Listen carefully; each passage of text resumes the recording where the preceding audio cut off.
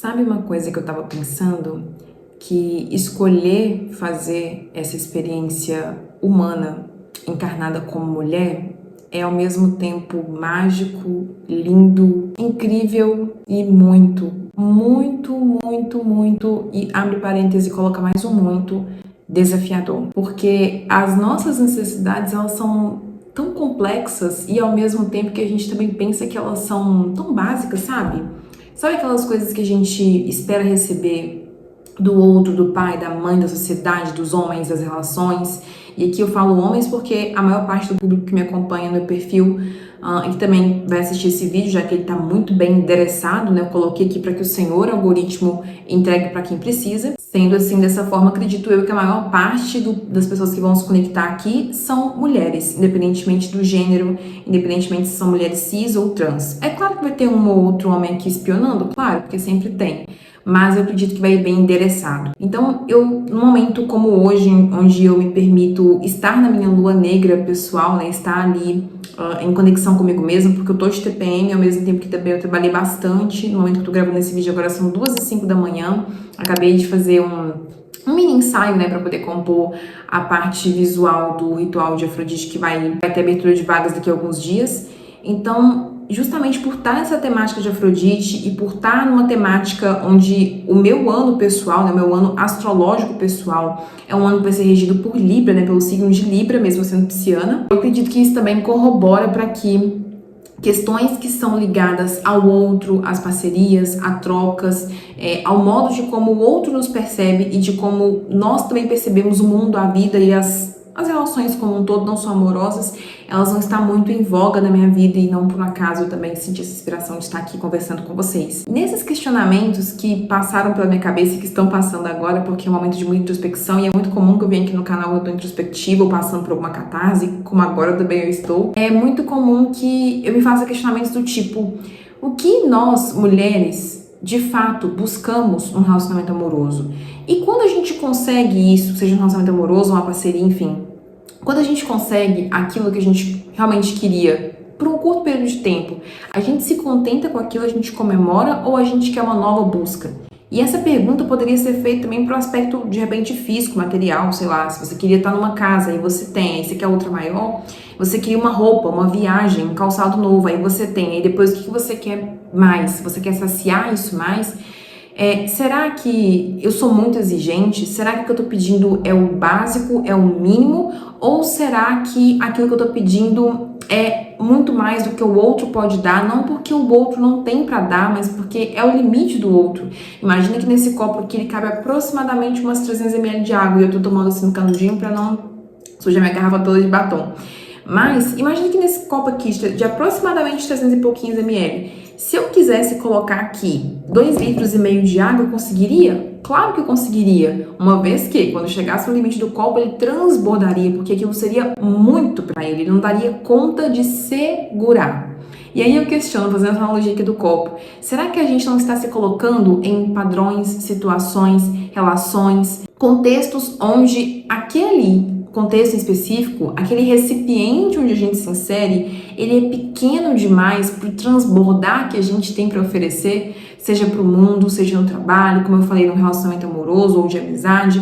Será que aquilo que você está transbordando é aquilo que aquela outra situação, o outro, consegue suportar? Eu sei que parece muito complexo, muito subjetivo, mas eu me pego fazendo perguntas assim porque realmente eu estou muito reflexiva esses dias e acredito eu também que é porque a gente está entrando agora. A gente está se aproximando de ter uma lua cheia em Libra. A minha lua pessoal, ela tá em Libra também. Então, essas energias próximas da energia de Vênus, né, de Afrodite, do ritual, eu acabo ficando meio assim. E a reflexão que eu quero trazer para vocês, como sempre, gente, eu nunca trago aqui um viés de pensamento onde eu vou ditar algo ou impor algo, mas sim fazer com que a gente filosofe a respeito de algum assunto, que será que, né, uma vez que a maioria do meu público é feminino e se relaciona com homens, será que os homens realmente nos admiram? Eu acho que não.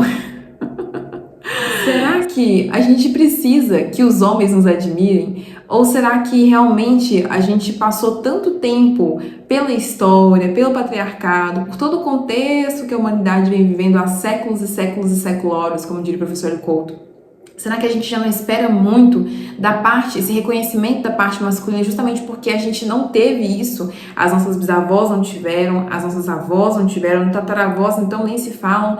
Então, será que é por isso que a gente espera muito que o outro reconheça, que o outro perceba, que o outro entenda, que o outro analise, que o outro e o outro, né? E eu digo isso porque eu atendo dezenas de mulheres toda semana nas minhas consultas. Eu também tenho amigas mulheres e eu já ouvia certas reclamações, questionamentos, negações das mulheres quando eu era pequena, né, questionamentos que minha mãe tinha em relação ao meu pai ou que outras mulheres, amigas da minha mãe também tinham em relação aos seus maridos e também nos ambientes de trabalho corporativos nos quais eu já trabalhei. E ver essa troca das mulheres, esses questionamentos que eu também já tive, me fizeram tentar entender em que posição exatamente uma mulher ela fica na vida de um homem, se é numa posição onde ela talvez tenha voz e reconhecimento quando ela é útil àquele homem, seja carnalmente, sexualmente, seja nas funções domésticas, e também em alguns outros contextos, talvez financeiros, né? De repente, em alguns casos onde a mulher tem um poder aquisitivo maior do que o homem, e aquela relação é útil também para ele por conta desse ganho secundário. Tem N casos, tá? Não vou me aprofundar em nenhum deles aqui. Meu objetivo só é trazer esse viés de reflexão para que a gente expanda, talvez abra uma discussão sadia sobre isso, né? Inclusive, se você tem alguma opinião aqui nos comentários, deixa, porque eu quero saber muito, tá? O que você pensa sobre o papel que a mulher ocupa nas relações. E também, né, porque como algumas de vocês que já me seguem lá no Tarot Consciência, que se você não me segue, acho bom me seguir, porque lá tem um conteúdo assim, nem vou falar, né? Vocês que já me seguem há mais tempo sabem que eu estava num relacionamento já de quase 4 anos de história. Foi um relacionamento onde eu tive muita troca, fui muito feliz, mas que ele chegou ao fim. E nesse momento agora de reflexão, onde eu também estou me permitindo fazer mais coisas, conhecer mais pessoas, permitindo também que mais pessoas adentrem ao meu mundo, assim como eu também adentro ao mundo delas, eu passei a me questionar do tipo, será que aquela saciedade, aquela sede, aquela vontade que eu tenho de ser satisfeita com o outro, será que ela está realmente sendo projetada no outro porque eu não consigo suprir isso em mim? Ou porque de repente eu espero que isso seja suprido porque se de repente o outro fizer eu não preciso fazer? E isso vice-versa, tá? Porque até, não sei na sua bolha, tá? Mas na minha bolha de conteúdo, que é um conteúdo voltado, o algoritmo já conhece a gente, né, gente? Principalmente gente que é mulher.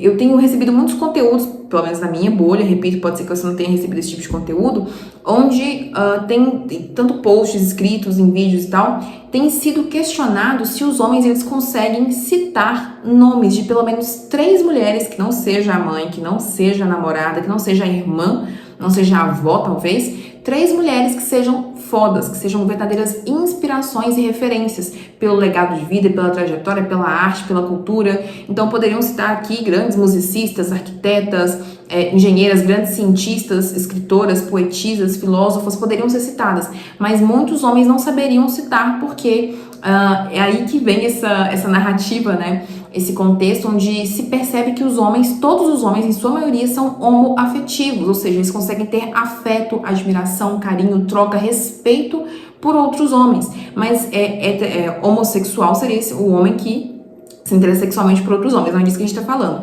O homoafetivo é aquele homem que realmente admira os homens, mas não consegue ter admiração pela história, pelo contexto, pela bagagem, né, que uma mulher tem a oferecer, além da sua aparência física ou daquilo que aquela mulher proporciona em específico para aquele homem. Porque vamos supor que aquele homem, ele, sei lá, é casado realmente com uma grande escritora, né? Ele vai admirar ela pelo que ela oferece a ele, mas talvez ele não admiraria ela no seu contexto de trabalho. E uma questão agora, trazendo esse lugar de vulnerabilidade, porque como acho que algumas de vocês já me conhecem há mais tempo sabem, eu tenho muita dificuldade em expor as minhas vulnerabilidades, mas eu tenho me questionado também e percebido isso, que tanto os homens que eu já encontrei, quanto os homens que eu estou encontrando para conversar, para ter uma troca normal, não é que eles sejam obrigados, tá? Ninguém é obrigado a gostar do que eu faço, a gostar do meu trabalho, porque eu faço por amor, e eu sei por que eu faço o que eu faço. Mas eu percebi que eu, Rafaela, eu tenho uma necessidade muito grande de ser ouvida, de ser percebida e também de ser admirada. E isso é muito comum de pessoas que trabalham com comunicação, que trabalham com rede social, que tem um canal no YouTube, inclusive é uma deficiência minha não conseguir estar aqui sempre quanto eu gostaria, porque eu sei que tem pessoas que se conectam com essa verdade. E tem pessoas que também querem trabalhar com o mesmo que eu trabalho já há mais de 6 anos.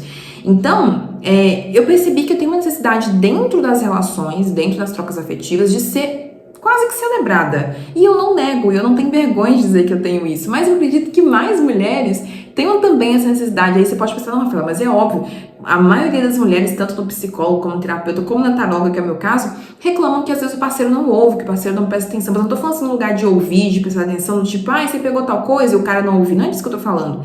É no lugar de ser realmente enxergada. E até porque não validada.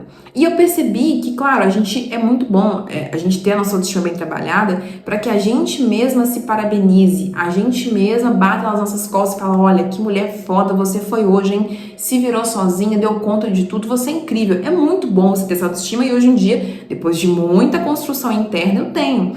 Mas é muito bom também ser percebida com amor e ser lembrada com muita valia pelos olhos do outro. E são essas questões, tanto questões pessoais, internas, de validação, de se sentir com uma troca justa, é que nós vamos trabalhar no nosso próximo ritual coletivo Brilho de Afrodite. Ele vai acontecer na sexta-feira, dia 9 de maio, numa lua cheia em Libra, particularmente falando, eu tenho lua em Libra, então assim, a minha energia pessoal já vai estar muito potente, mas Libra, para quem não sabe, é o signo que é responsável por gerir as trocas, né? Regido pela nossa querida Vênus, nossa querida Afrodite. E as inscrições abrem na quarta-feira, dia 30. Se você sente esse chamado, se você sente que é o momento de você trabalhar essas questões que emergem do seu ser, lembrando que só um ritual sozinho, ele é muito potente, uma egrégora reunida é muito forte. Só que isso não invalida, claro, você fazer sua terapia, você ter suas práticas diárias com a espiritualidade. Só que quando a gente está reunida em egrégora, a gente consegue se conectar com as dores das outras mulheres, com os desejos das outras mulheres e juntas materializarmos aquilo que a gente quer manifestar na nossa vida, nas nossas relações e nas nossas trocas, tanto da gente comum, da gente com os nossos parceiros, da gente com a pessoa que a gente já vai conhecer. E eu quero aqui fazer esse convite. Mais uma vez, gente, esses vídeos, os vídeos que eu faço aqui no canal, são sempre reflexões que eu trago de vivências, de devaneios que passam pela minha cabeça. Por que não, né, de canalização? Afinal de contas, eu tô aqui com a minha carta da Imperatriz, não sei se dá pra ver direitinho aqui, mas se não der, eu coloco na tela também. E a gente magnetizar, a gente transmutar, a gente fazer essa alquimia interna para se tornar essa imperatriz. Que a imperatriz nada mais é do que a nutridora, aquela que é capaz de nutrir em si aquilo que o outro não consegue oferecer. E que independentemente do outro oferecer ou não, ela sabe que o seu amor interno basta. É isso. Eu vejo vocês no próximo vídeo. Muito obrigada por ter ficado até aqui. Se você ficou, não esqueça de se inscrever no canal e curtir esse vídeo para que esse conteúdo chegue para você mais vezes e também alcance novas pessoas. E é isso. Um beijo e até a próxima. Tchau, tchau.